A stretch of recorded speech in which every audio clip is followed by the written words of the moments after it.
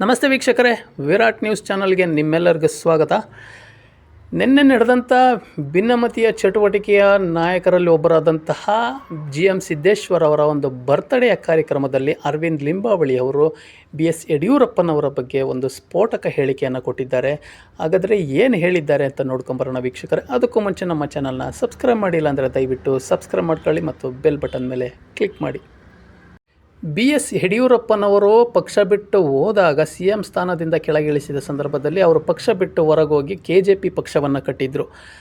ತದನಂತರ ಅವರು BJPಗೆ ಯಾಕಾದರೂ ವಾಪಸ್ ಬಂದರು ಅನ್ನೋ ಒಂದು ಹೇಳಿಕೆಯನ್ನು ಕೊಡೋದ್ರ ಮೂಲಕ ಒಬ್ಬ BJPಯ ಹಿರಿಯ ನಾಯಕರಿಗೆ ಲಿಂಬಾವಳಿಯ ಒಂದು ಅವಮಾನ ಮಾಡಿದ್ದಾರೆ ಅಂತಲೂ ಸಹ ಕಾರ್ಯಕರ್ತರು ಸಹ ಅವರಿಗೆ ಒಂದು ಸೋಷಿಯಲ್ ಮೀಡಿಯಾದಲ್ಲಿ ಒಂದು ತರಾಟೆಗೆ ತೆಗೆದುಕೊಂಡಿದ್ದಾರೆ. ಲಿಂಬಾವಳಿ ಅವರಿಗೆ ಕಾರ್ಯಕರ್ತರು ಒಂದು ಪ್ರಶ್ನೆಯನ್ನು ಮಾಡಿದ್ದಾರೆ.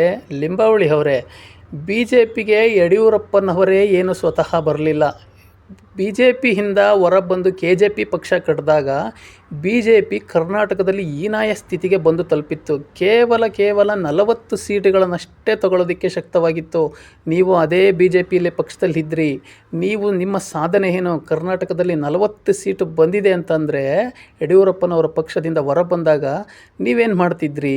ನೀವು ಪಕ್ಷ ಸಂಘಟನೆ ಮಾಡ್ಬೋದಾಗಿತ್ತಲ್ಲ. ನೀವು ರಾಜ್ಯದ ಪ್ರಧಾನ ಕಾರ್ಯದರ್ಶಿ ಆಗಿದ್ದಿರಿ. ಲಿಂಬಾವಳಿಯಿಂದ ಹಿಡಿದು ರವಿಕುಮಾರ್ ತನಕ ಗೂಟದ ಕಾರ್ನಲ್ಲಿ ಓಡಾಡೋದಕ್ಕೆ ಸಾಧ್ಯವಾದದ್ದು ಇದೇ ಯಡಿಯೂರಪ್ಪನವರು ಮತ್ತೆ BJPಗೆ ವಾಪಸ್ ಬಂದಿದ್ದಕ್ಕೆ. 16 ವರ್ಷಗಳ ಕಾಲ ಪ್ರಧಾನ ಕಾರ್ಯದರ್ಶಿಯಾಗಿ ಸಂಘಟನಾ ಕಾರ್ಯದರ್ಶಿಗೆ ಅನುಭವ ಇರುವ ನೀವು ಅದೆಷ್ಟು ಬಾರಿ ರಾಜ್ಯ ಪ್ರವಾಸ ಮಾಡಿ ಪಕ್ಷ ಸಂಘಟಿಸಿದ್ದೀರಿ? ಇದು ಜನರಿಗೆ ಗೊತ್ತಾಗಬೇಕಲ್ವಾ? ರಾಜ್ಯ ಬೇಡ, ಬೆಂಗಳೂರಿನಲ್ಲಿ ಅವರ ಪ್ರಭಾವ ಎಷ್ಟಿದೆ, ಎಷ್ಟು ಜನ ಯುವಕರನ್ನು ಸಹ ರಾಜಕೀಯವಾಗಿ ಬೆಳೆಸಿದ್ದಾರೆ. ಇನ್ನು ಯಡಿಯೂರಪ್ಪನವರೇ ಟಿಕೆಟ್ ತಪ್ಪಿಸಿದ್ದು ಅಂತಂದು ಬೊಬ್ಬೆ ಹೊಡಿತಿದ್ದೀರಿ. ಆದರೆ BJP ಹೈಕಮಾಂಡೇ ಸ್ವತಃ ಲಿಂಬಾವಳಿಗೆಯವರಿಗೆ ಟಿಕೆಟ್ ಬೇಡ ಅಂತಂದು ಟಿಕೆಟನ್ನು ನಿರಾಕರಣೆ ಮಾಡಿತ್ತು. ಇನ್ನು ದಾವಣಗೆರೆಯ ಸಿದ್ದೇಶ್ವರ ನನ್ನಿಂದಲೇ ಯಡಿಯೂರಪ್ಪನವರು ಮುಖ್ಯಮಂತ್ರಿ ಆಗಿದ್ದು ಅನ್ನೋ ಒಂದು ಬಾಲಿಶ ಹೇಳಿಕೆ ಕೊಟ್ಟು ನಗೆಪಾಟಲಿಗೆ ಈಡಾಗಿದ್ದಾರೆ. ಮುಖ್ಯಮಂತ್ರಿ ಆಗಿದ್ದು GM ಸಿದ್ದೇಶ್ವರ್ ಅವರಿಂದಲೇ ಒಂದು ಮಾತುಗಳು ಬಂದಿದ್ದಾವೆ ಈ ಥರ ಅಂತಂದರೆ, GM ಸಿದ್ದೇಶ್ವರ್ ಅವರಿಗೆ ನಾನು ಒಂದು ಮಾತನ್ನು ಕೇಳೋಕ್ಕೆ ಇಷ್ಟಪಡ್ತೀನಿ. ಲೋಕಸಭಾ ಚುನಾವಣೆಯಲ್ಲಿ ನೀವು ನಿಮ್ಮ ಮುಖ್ಯಮಂತ್ರಿ ಮಾಡೋಷ್ಟು ಶಕ್ತಿ ಇರೋವಂಥ ನೀವು ಲೋಕಸಭಾ ಚುನಾವಣೆಯಲ್ಲಿ ಯಾಕೆ ಸೋತ್ರಿ? ಇದು ಸಹ ಜನರಿಗೆ ಗೊತ್ತಾಗಬೇಕಲ್ವಾ? ಇನ್ನು ಯಡಿಯೂರಪ್ಪನವರು ಯಾವತ್ತೂ ದ್ವೇಷ ರಾಜಕಾರಣ ಮಾಡಿದವರಲ್ಲ. ಶತ್ರುಗಳಿಗೂ ಸಹ ಒಳಿತನ್ನೇ ಬಯಸುವ ಧೀಮಂತ ವ್ಯಕ್ತಿತ್ವ ಅವರದ್ದು. ಅವರ ವಿರುದ್ಧ ನಾಲಿಗೆ ಹರಿಬಿಡುವ ನಿಮ್ಮಂಥ ರಾಜಕಾರಣಿಗಳು ಒಂದು ಸ್ವಲ್ಪ ಯೋಚನೆ ಮಾಡಬೇಕಾಗ್ತದೆ. ಜನ ಈಗಾಗಲೇ ಜನತಾ ನ್ಯಾಯಾಲಯದಲ್ಲಿ ನಿಮ್ಮನ್ನೆಲ್ಲ ತಿರಸ್ಕರಿಸಿದ್ದಾರೆ. ಇನ್ನು ಯಡಿಯೂರಪ್ಪನವರನ್ನು ಟೀಕಿಸಿದರೆ ನಿಮ್ಮ ರಾಜಕೀಯ ಭವಿಷ್ಯ ಉಜ್ವಲವಾದಂತೆಂದು ಭಾವಿಸುವಿರಾ?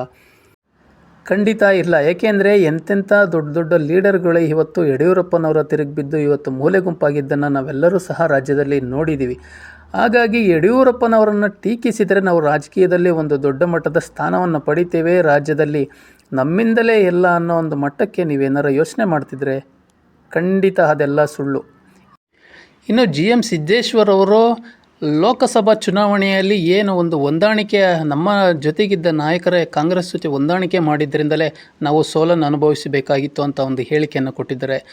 ನಿಜಕ್ಕೂ ಇದು ಅಕ್ಷರಶಃ ತಪ್ಪು ಅಂತಲೇ ನಾನು ಭಾವಿಸಿದ್ದೇನೆ. ಯಾಕಪ್ಪ ಅಂತಂದರೆ GM ಸಿದ್ದೇಶ್ವರ್ ಅವರು ಏನು ಒಂದು ಜನಸಂಪರ್ಕ ಒಂದು ಇಲ್ಲದೇ ಇವತ್ತು ಜನರಿಗೆ ಒಂದು ಒಳ್ಳೆಯ ರೀತಿಯ ರೆಸ್ಪಾನ್ಸ್ ಸಿಗದೇ ಇವರು ಸೋತಿದ್ದಾರೆ ಅಂತಂದು ಸ್ಥಳೀಯ ಸಮೀಕ್ಷೆಯಲ್ಲಿ ಸಹ ಇದು ಹೊರಬಂದಿದೆ.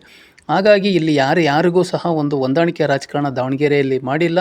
ಇವರ ಸ್ವಯಂಕೃತ ಅಪರಾಧದಿಂದ ಇದು ಸೋಲಾಗಿರೋದು ಅಂತಂದು ರೇಣುಕಾಚಾರ್ಯ ಅವರೇ ಸಹ ಇದನ್ನು ಸ್ಪಷ್ಟಪಡಿಸಿರೋದ್ರಿಂದ ಈ ಒಂದು ಮುಂದಿನ ದಿನಗಳಲ್ಲಿ ಒಂದು ಒಳ್ಳೆಯ ರೀತಿಯ ಜನಗಳಿಗೆ ಸ್ಪಂದಿಸಿ, ಕಾರ್ಯಕರ್ತರಿಗೆ ಸ್ಪಂದಿಸಿ ಒಂದು ಪಕ್ಷ ಸಂಘಟನೆ ಮಾಡಿ ಮುಂದಿನ ದಿನಗಳಲ್ಲಿ ಅವರು ಗೆದ್ದು ಬರಲಿ ಅನ್ನೋದು ನಮ್ಮೆಲ್ಲರ ಆಶಯ. ನಮ್ಮ ಮಾಹಿತಿ ನಿಮಗೆ ಇಷ್ಟ ಆಗಿದ್ದರೆ ದಯವಿಟ್ಟು ನಮ್ಮ ಚಾನಲ್ನ ಸಬ್ಸ್ಕ್ರೈಬ್ ಮಾಡಿ ಮತ್ತು ಬೆಲ್ ಬಟನ್ ಮೇಲೆ ಕ್ಲಿಕ್ ಮಾಡಿ. ಧನ್ಯವಾದಗಳು.